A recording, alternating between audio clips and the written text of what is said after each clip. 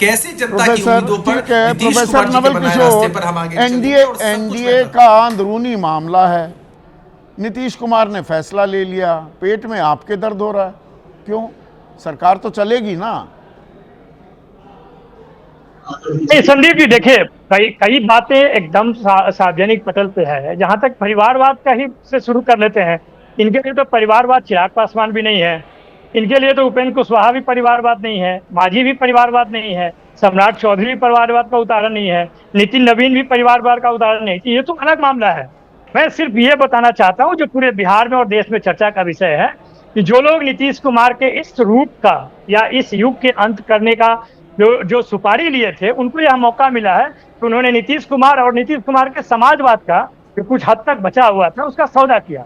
और सौदा कैसे किया, किसी को नहीं पता है कि नीतीश कुमार ने कब यह इच्छा जाहिर की। ये 20 साल से कोई इच्छा नहीं आया मन में कि वो राज्यसभा में जाना चाहते हैं। उनके उनके अंदर में ये दबी हुई जो भावना थी कि मैं कभी ना कभी राज्यसभा में जाऊं ताकि चारों सदन का सदस्य बन जाऊं। ये मुझे नहीं लगता है कि नीतीश कुमार के लिए ये कभी इस तरह का सपना होगा, जो कि वो अंतिम समय में, जिस समय उनको कभी कभी खुद पता नहीं होता। ये बातें तो मैंने अभिषेक से पूछ ली, पर अगर नीतीश कुमार का मन है, उन्होंने कहा मैं यहाँ रहूंगा, मैं मार्गदर्शन करता रहूंगा, तो इसमें आपको दिक्कत क्या हो रही है? ये नीतीश कुमार के लिए इतना प्यार क्यों उमड़ रहा है आपके जहन में? और खास तेजस्वी यादव बड़ा संभल कर बड़ी संवेदनाएं जाहिर करते हुए बोल रहे हैं नीतीश कुमार के लिए।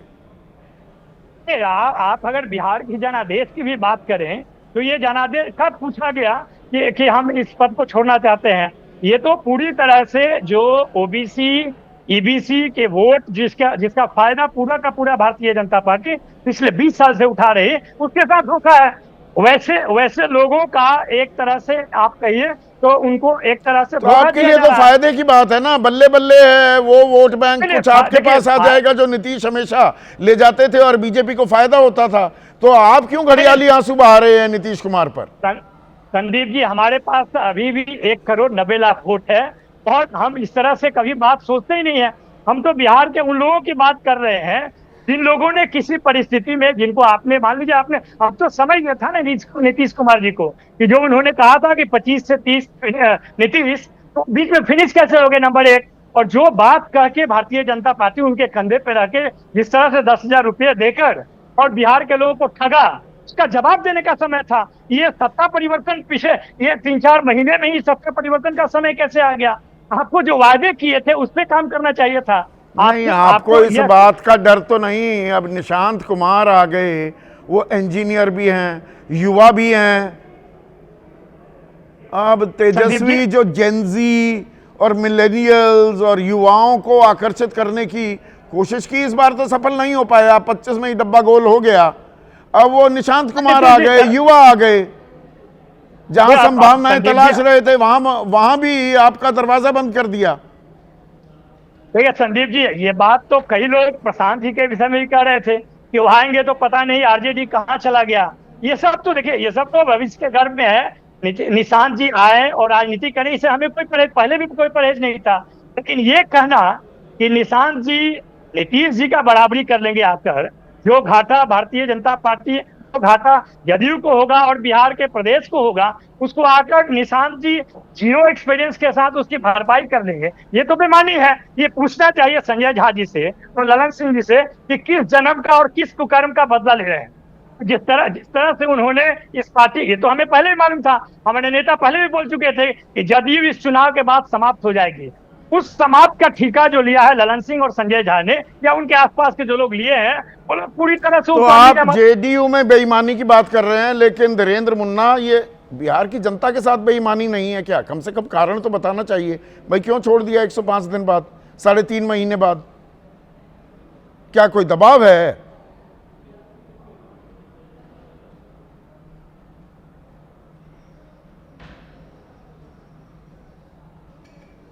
ये आवाज नहीं आ रही है धीरेन्द्र मुन्ना की। अनम्यूट कीजिए धीरेन्द्र, अनम्यूट कीजिए सिस्टम को।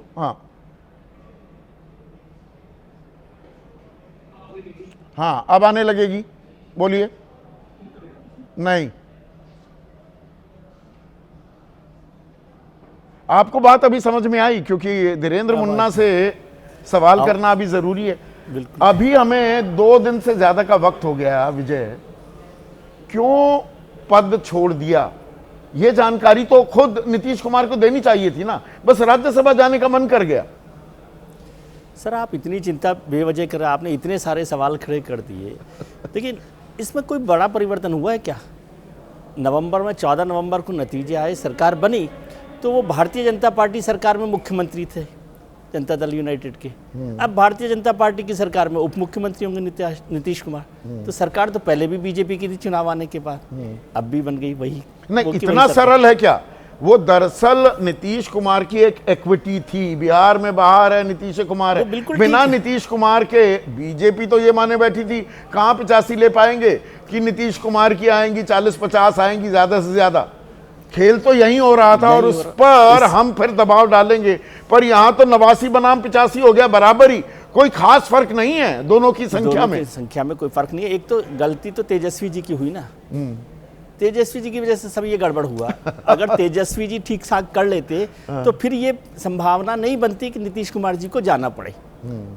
इच्छा तो आप ज्यादा जानते हैं नीतीश कुमार जी की, ये इच्छा क्या है? ये तो सत्ता मतलब आप सीधा ये कह रहे हैं 40-45 भी होती आरजेडी के खाते में, ये बिल्कुल 85 जमा हाँ 25 और 35 मान ले पूरा तो भी 120 का आंकड़ा बनता है, 122 बहुमत का, वो बड़ा अनईजी है। बीजेपी उसे छेद देती 2020 से 2025 में, तो इतने छेद कर देती है उस गठबंधन में कि वो चल ही नहीं पाता। सर 2020 से 2025 में तो नहीं गए नीतीश कुमार 40 सीटों पर भी। हाँ, क्योंकि 45 थी और उधर 78 तेजस्वी की थी, तो तेजस्वी जी उधर भी जा सकते थे और बीजेपी के पास भी। तो ये तो एक सत्ता परिवर्तन जो भारतीय जनता पार्टी ने पहले तय किया था उसको माना, और ये समझ में आ रहा था कि भाई चुनाव के लिए नीतीश जी की जरूरत है, उसको तय नहीं किया। हालांकि अमित शाह जी ने तो नहीं कहा। अनसेरेमोनियसली एक 20 साल से जो व्यक्ति धुरी बना हुआ था, केंद्र था राजनीति का, नीतीश आउट, नीतीश बिल्कुल अनसेरेमोनियसली है ये।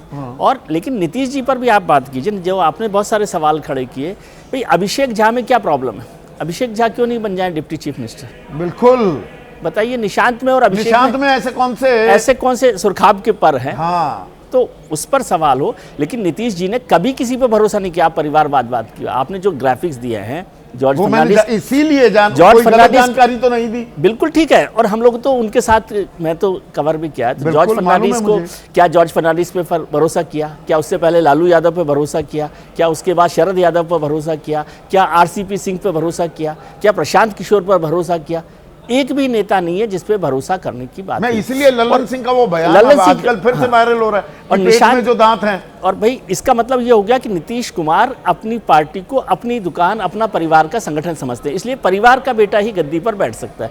क्योंकि संजय झा भी वहां पर हैं, लल्लन सिंह भी हैं, नीरज जी भी हैं, अभिषेक झा भी, और भी लोग हैं, लेकिन उन पर भरोसा नहीं किया गया। ये जेडीयू के कार्यकर्ता के साथ भी बेईमानी हो गई और बिहार की जनता के साथ भी। बिल्कुल। और आपने जो उसको ठीक से डिफाइन किया कि ये इच्छा थोड़ी जनादेश है, आदेश है जनता का। और आपने ये आदेश लिया था इस पर, क्योंकि जेडीयू ने तो नारा ही दिया था 25 से 30, हाँ, फिर से नीतीश, हाँ, तो 25 से 30 के अभी 100 ही दिन हुए ना, क्यों नीतीश? और मान लीजिए, मैं ये मानता हूँ नीतीश जी का स्वास्थ्य ठीक नहीं है, ये चर्चा तो उसमें क्या है, स्वास्थ्य बिगड़ सकता है, हाँ हो सकता है ना, तो उस पर स्वास्थ्य को लेकर। और अगर स्वास्थ्य कोई गुनाह थोड़ा कर दिया किसी सर, अगर स्वास्थ्य ठीक नहीं है मुख्यमंत्री बने रहने के लिए, तो सुबह सुबह निशांत जी ने कहा कि मुख्यमंत्री जी देखेंगे वही सरकार चलाएंगे, नीतीश कुमार जी चलाएंगे इस सरकार को। तो फिर नीतीश कुमार जी चलाएंगे तो वहीं बैठ छोड़ दिया, वहीं बैठकर खुद चला लेते। और राज्यसभा जाएंगे, उस सवाल का कोई जवाब नहीं दे रहा। राज्यसभा जाने का कोई है, और वो तो रेलवे मंत्री और कृषि मंत्री, कैबिनेट मंत्री रह चुके थे। बहुत समय हो गया, तो वो ट्रेन तो बहुत पहले निकल गई। नहीं तो फिर तो अगर दिल्ली आएंगे तो उनको गृह मंत्री या रक्षा मंत्री या विदेश मंत्री या वित्त मंत्री बनाएंगे क्या? संजय जी ने तो कहा कि वो दिल्ली जाएंगे ही नहीं, क्योंकि ये तो पता नहीं बना रहे। तो संजय जी ने कहा यहीं रहेंगे। तो जो मतलब ये तो रायता फैला दिया और ज्यादा इसको। और फिर राज्यसभा क्यों जाएंगे? सर आपने सुना नहीं, जो भारतीय जनता पार्टी के कार्यकारी अध्यक्ष हैं संजय झा साहब, सॉरी जनता दल यूनाइटेड के, नहीं वो पहले, मेरे को अभी तक भारतीय जनता पार्टी से निकले नहीं है संजय जी, इसलिए माफी चाहता हूँ। तो वो उन्होंने साफ ही कर दिया ना कि भाई वो नहीं जाएंगे, वो दिल्ली वहीं रहेंगे पटना में।